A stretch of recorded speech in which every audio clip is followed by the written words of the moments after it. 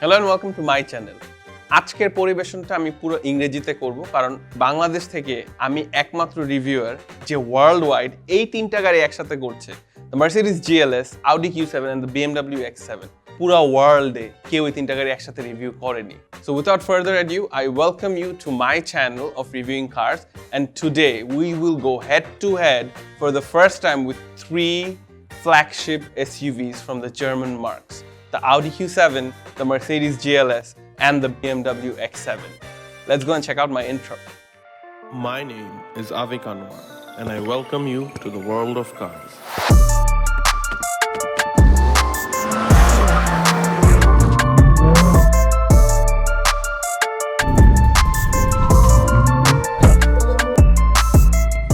ভালো লেগেছে? বেশ ভালো লেগেছে। First of all, I would like to apologize if I make any mistakes with some of the facts and figures of these three cars. I've done my research, but I'm only human. It has been my long dream to review these three cars together, and it wasn't easy to arrange these three cars for the review today. In any case, we'll start with the Audi Q7 ABT pack with the S-Line package. So this has all the ABT fittings. It makes it look much more sleeker, and amongst the three, this looks the most sleek and the most sporty. You have the 22-inch ABT wheels and you have the S-Line badges. You also have the carbon trim in this car. Overall, this car looks very nice. It's very aesthetic. Now, this car has height control, so it's in medium height setting. So are the rest of the two. In terms of length, width and height, this car might be the smallest. Also, the wheelbase is smaller. Overall, as a package, I think this car looks the best. With the matrix LED headlights and LED tail lights, swooping around to the side. The whole silhouette of the car just works for me, better than the rest of the two. And with the nice ABT twin spoiler at the back, ooh, this car is a looker. This is the 55 TFSi. This side we see the GLS. Now the GLS is massive and mammoth. This is the AMG Premium Plus GLS. You can see the fender flares on this car, even the Audi has them. You also see a footstep, which gives you ease of access into the car. This car had a footstep, but since we did the ABT, there's no footstep on the Q7. Stylish winker mirrors on both, but this is much more stylish. This car is just chunky. It looks big.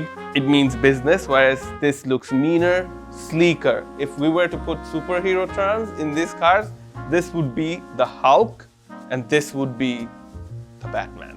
And this would be Captain America himself.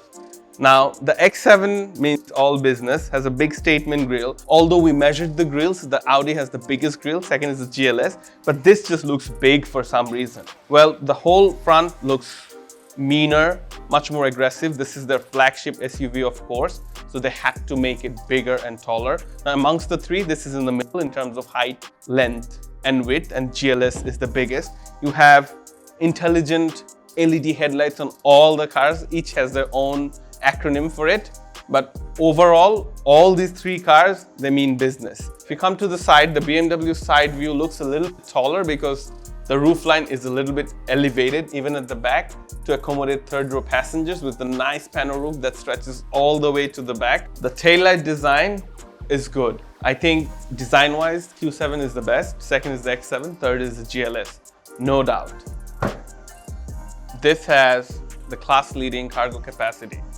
As you can see, this car was made in Europe, so there's no second questions about build quality. This was made in the USA, and this has the smallest capacity when it comes to cargo space. Even with the fold-down seats, it has the smallest space. I think it's about 680 liters, if I'm not mistaken.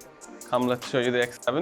So this has the second best space in terms of class, and also a very nice thing that this car has is, all of them have, is that you can lower the car if you want to put additional stuff. And this has a picnic table, like the Range Rover.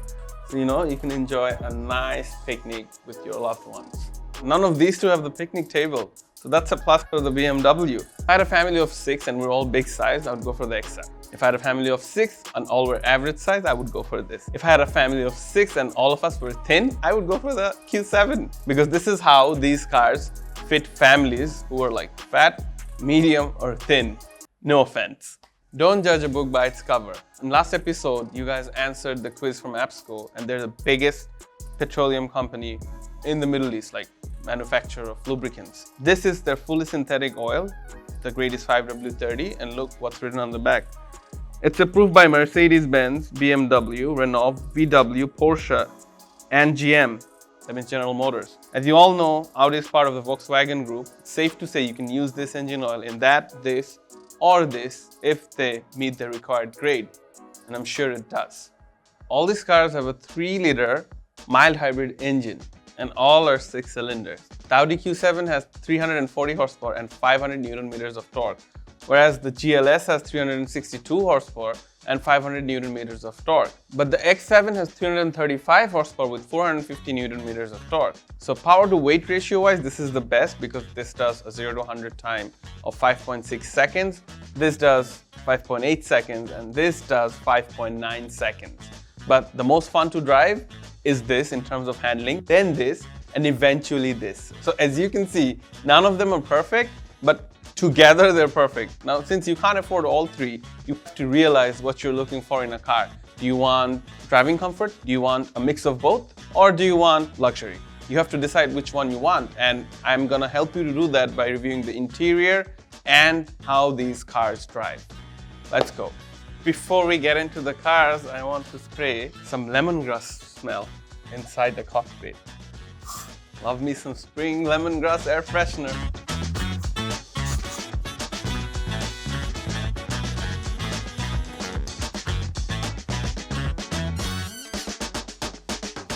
Starting the Q7, the push start button is right here.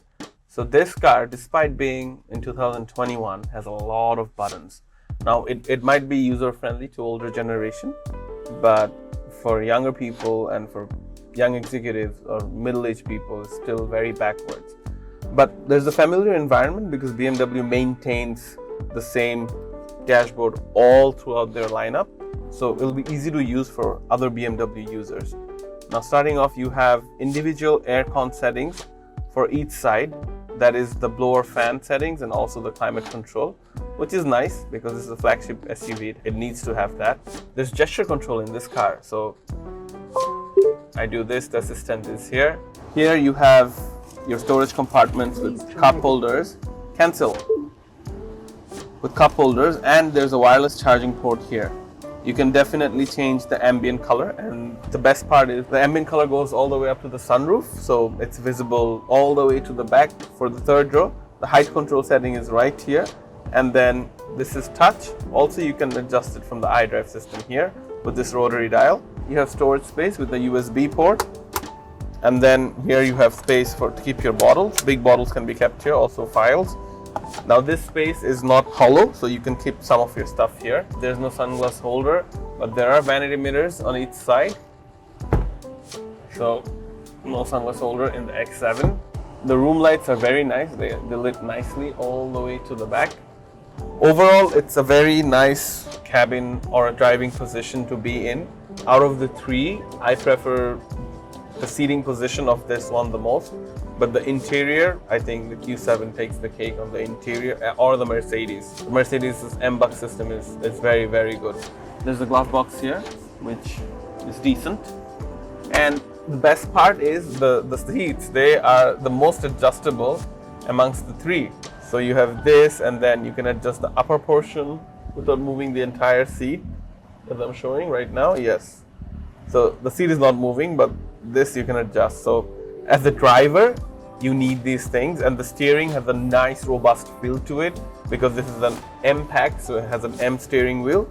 So all in all, it's nice in the front. This is a short overview, so I'm not going to go into details. I'm just going to go sit at the back and see how it is in the second row and in the third row. So this is the second row here. This was my driving position. I'm 186 centimeters tall. Keep that in mind, and the seats recline a lot of distance to the back. So this has a nice seating position. You have an armrest here, which is covered, thank God. And then you can keep your cups here or your bottles, and then there's a storage space here. So they have made proper use of this space here. Also, according to the size, the cup holders adjust, which is nice. You have 4 and climate control in this car. till now from what I see. And then you have a space here to keep your phone, more additional USB ports, and a power socket right here. Bottle holders are here, and the ambient lighting flows all the way to the back, including the roof, which is nice. And then you have reading lights here. So all in all, it's a very comfortable place to sit in. The headrest can be adjusted back and forth, which is nice for second row, and then it can be pushed down all the way.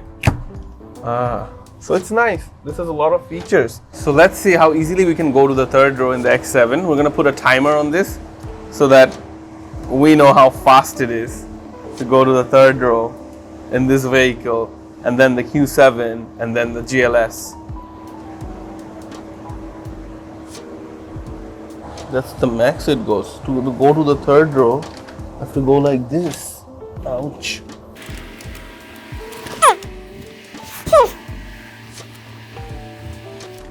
Okay, that took a while, guys. That actually took a while. So I'm at the back. So the best part is I'm not dead yet in the third row. I have a lot of room at the back, at the third row. I'm not kidding. And you can see for third row passengers, they've kept a little sunroof, a sun visor, which is nice because in third row you don't actually get this. This is the only car that provides this, which is very nice. What is this? Oh, you have heated third row seats. Impressive. So for third row, I think this car takes the cake compared to the rest of the other two. You have cup holders here. You also have ambient lighting all the way to the back. It takes a while to get to the third row, but it is what it is. Do I have AC vents in the third row? Do not be tall and do not go to the third row. Felt like an escape room.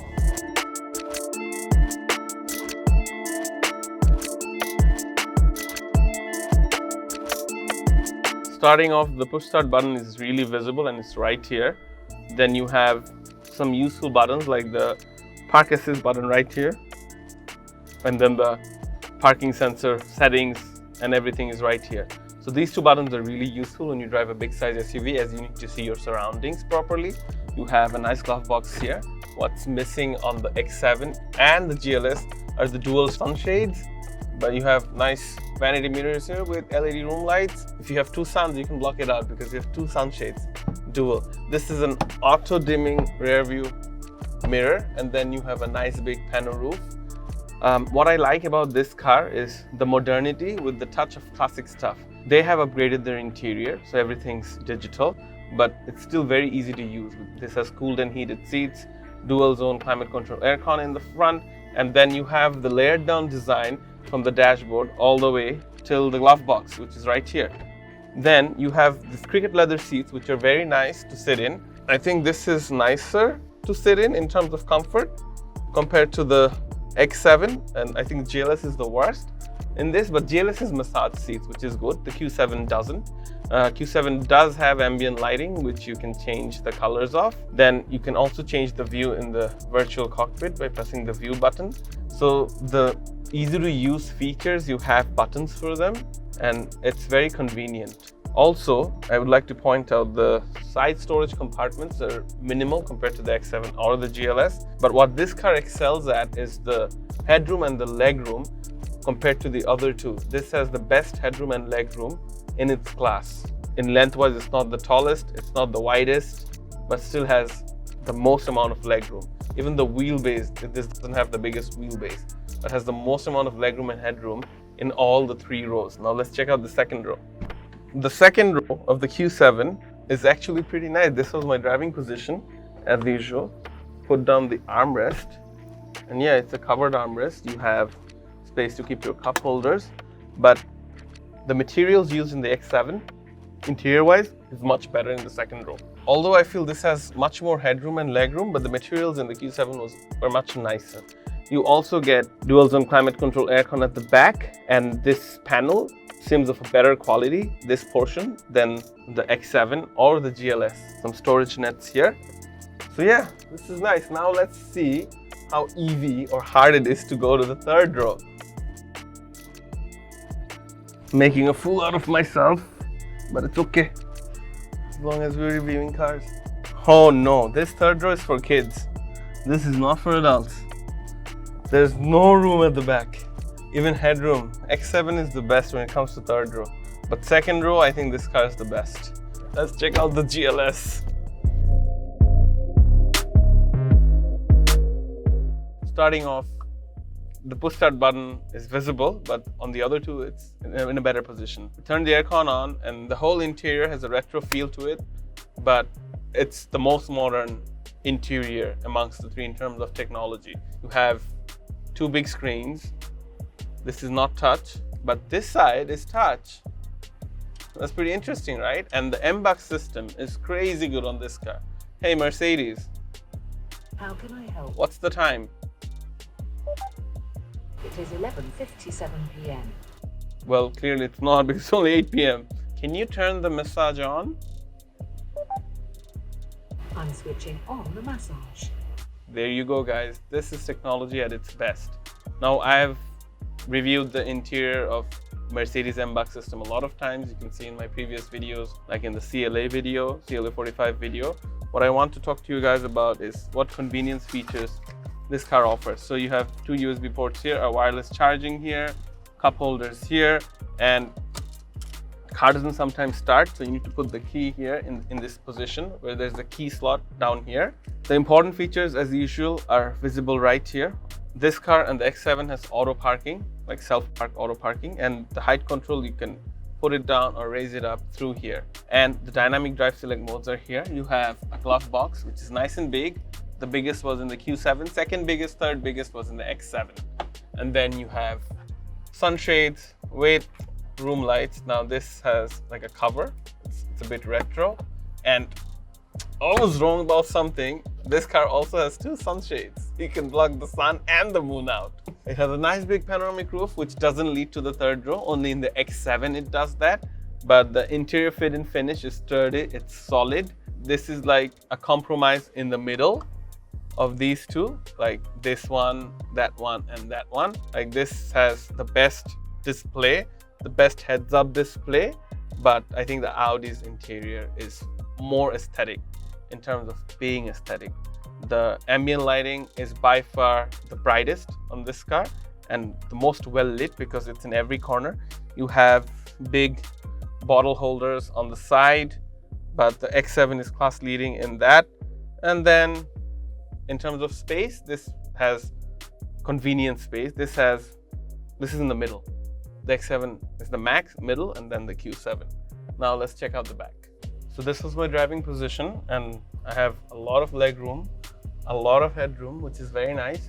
There's a center armrest here, which has a storage space here, and fancy cup holders. But the build quality on this is as good as the Audi. The X7 is the best. You have individual climate control aircon with a very bad looking aircon, but when you increase the temperature, this is red, and when you decrease it, it's blue. So this is a nice touch. And now let's check out the third row and how good the ease of access, how good it is compared to the other two. So I press a button here, this goes down. Very nice. No wonder Mercedes is the best sometimes. Very nice. This was the fastest I've gotten into the third row in these cars. So there's a button here, I'm putting it down. Okay, I'm in the third row now. I have enough space here. I can't seem to get this headrest up. I don't know where the button is for this. Okay, I'm just gonna leave it like this.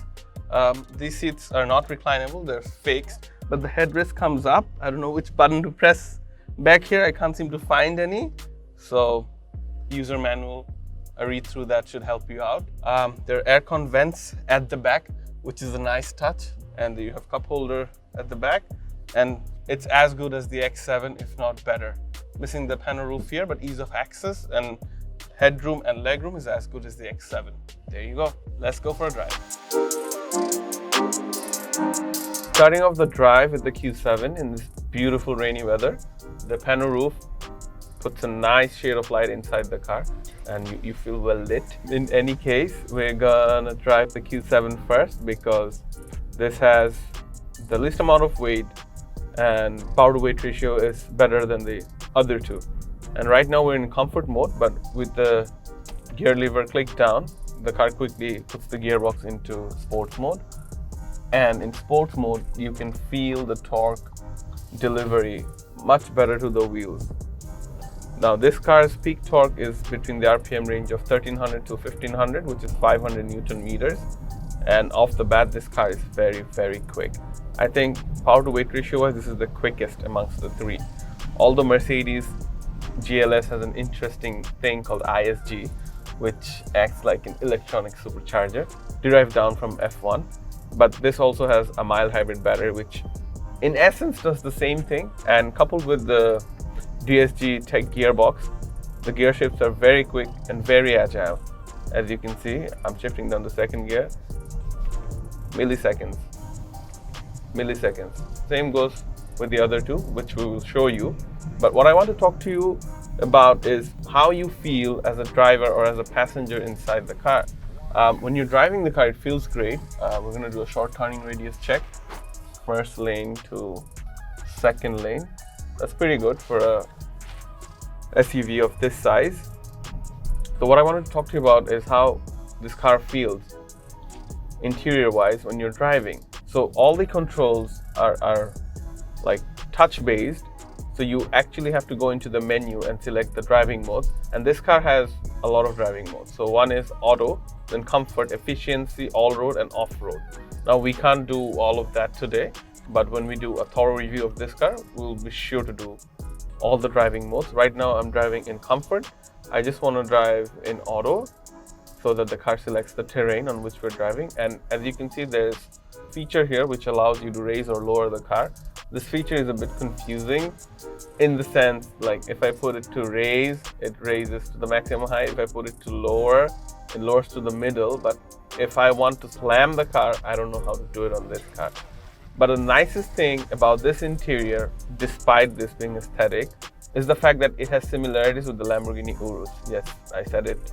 It has similarities with the Lamborghini Urus. That probably like seals the deal for me in terms of interior. Everything's in close reach to your hands, so you don't feel like reaching out for stuff. Like with the GLS, you need to go in or you need to look down here to adjust the menus. But then you have the voice command in all the cars. Play music from iPhone. No medium is available. So if you had your phone connected, it would play the music for you. So all the three cars have voice command at the touch of your steering wheel button. So yeah, it's modern day convenience at its best. Now let's check out the GLS. But before we go on to that, I want to ask Sadi, how's the comfort at the back as a passenger? It's really good. I feel comfortable.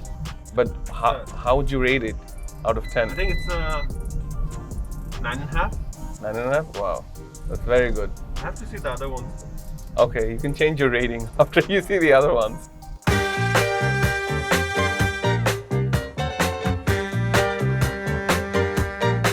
Driving the GLS and instantly you feel like someone big, someone muscular, because you see the two nostrils on the bonnet, the hood lines. But what my complaint is, you can't see what's on that side, the extreme left. You have to rely on the onboard camera. Hey Mercedes, How can I help? can you turn the onboard camera? Reverse camera. Here is what I found. Where do you want to go? I don't want to go anywhere. Hey Mercedes, can you turn the 360 camera on? Could you repeat your input, please? Reverse camera. Turn it on. It's not recognizing anything, and I'm having a hard time finding the 360 camera button here. So yeah, I'm just lost in here. In any case, the throttle response is mighty weak compared to the Audi. There's a buildup of boost from the turbo, but the ISG kicks in. Still there's a bit of lag in the initial throttle response, but the grunt of the engine is there, so it feels like an AMG.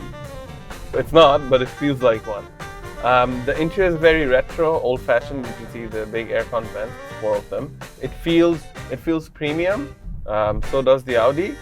But what my complaint would be with this car is definitely the driving seating position. No matter how I adjust it, it's not there. But the plus point on this car is while you're driving, you can give yourself a massage.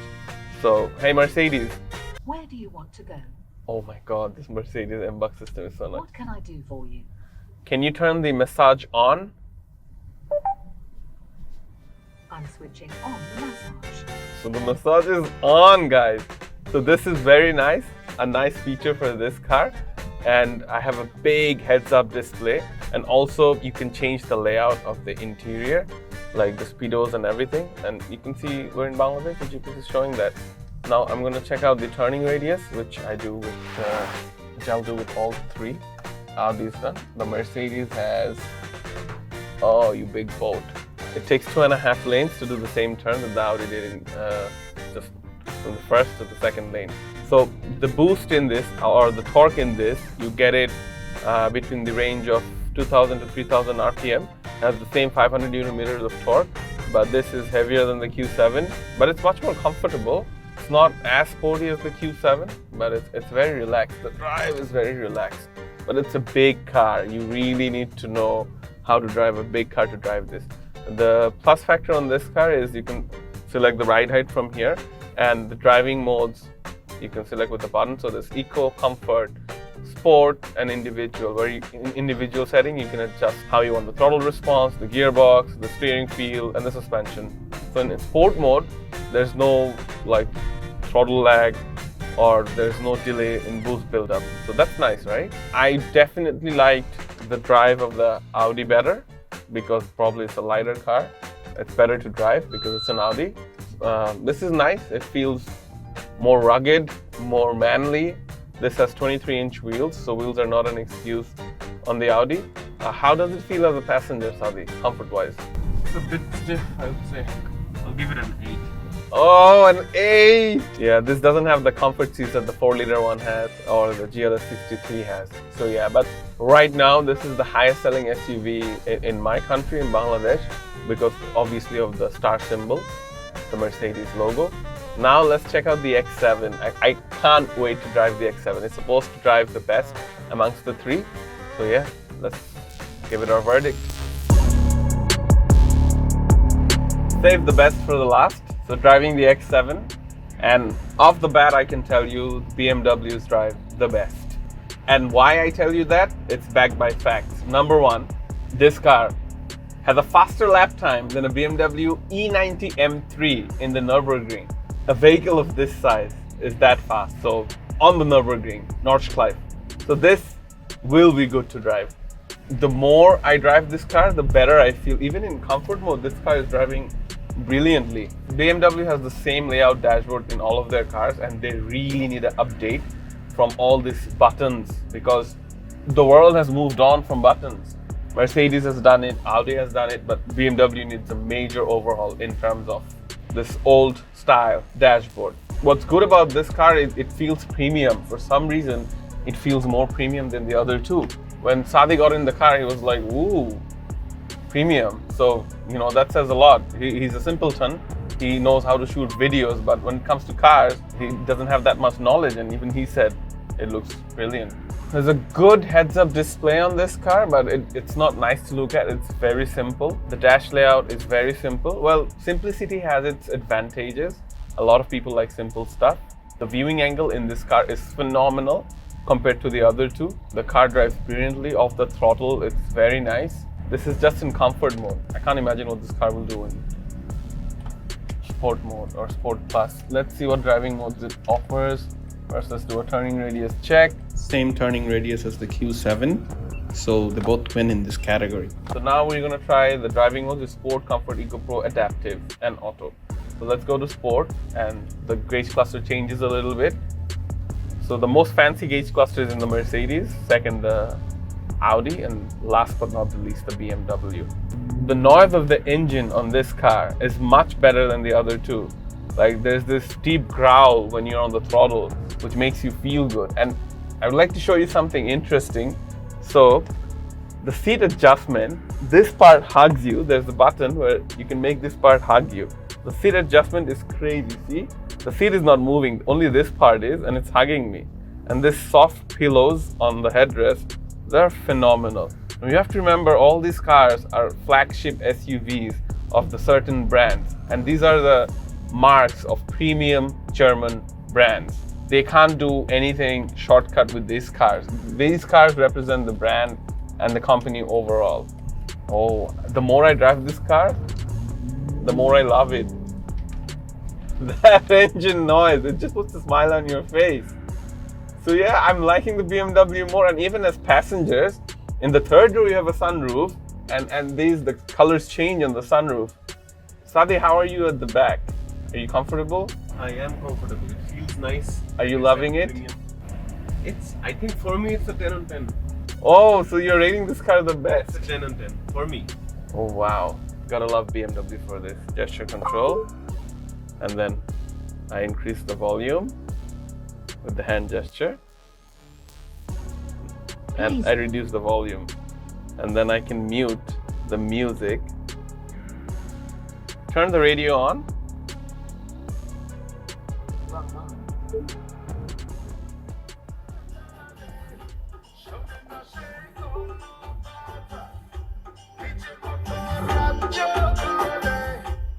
This is what I can do. Or this is what your kids can do. Hey, so you can mute. Why isn't it working? Yeah, it's muted. This is hilarious. Loving the BMW so far. So yeah, like I said, all cars have their advantages and disadvantages. So the X7 is definitely a driver's car, but it's not bad to sit at the back as well. Well, I have given you our verdict this time, mine and Sadi's, on these cars. So the rest is up to you, whichever one you want to buy. Now let's head back to the studio. It's time to talk about tires, and this section is sponsored by Pirelli. Now, as most of you know, Pirelli provides tires to Formula 1 cars, like to all of their cars. And why do they do so? Because they make the best tires in the world. And also under racing conditions, tires go through the most amount of stress. Just like that, your road cars also go through stress when you're driving them. Modern cars have a lot of modern features.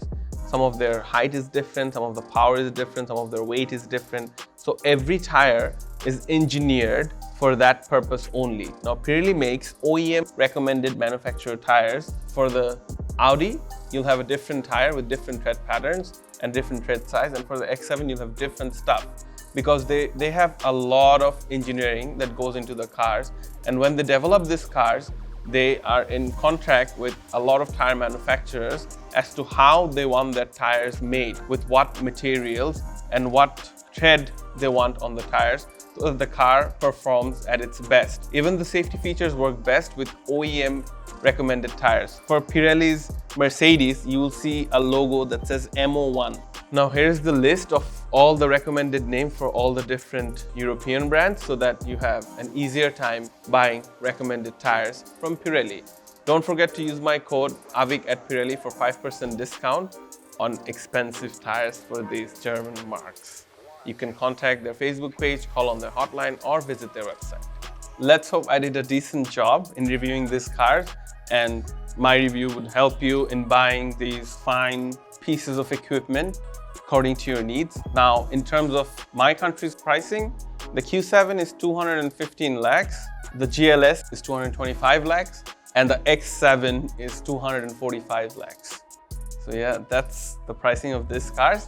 I hope you liked the review. I did it in English so that international viewers can also enjoy the review. If you have liked it, subscribe to my channel, leave a comment on what you want to see next. আর ভালো লেগে থাকলে লিখবেন যে ভালো লেগেছে। Take care, drive safe, Allah Hafiz.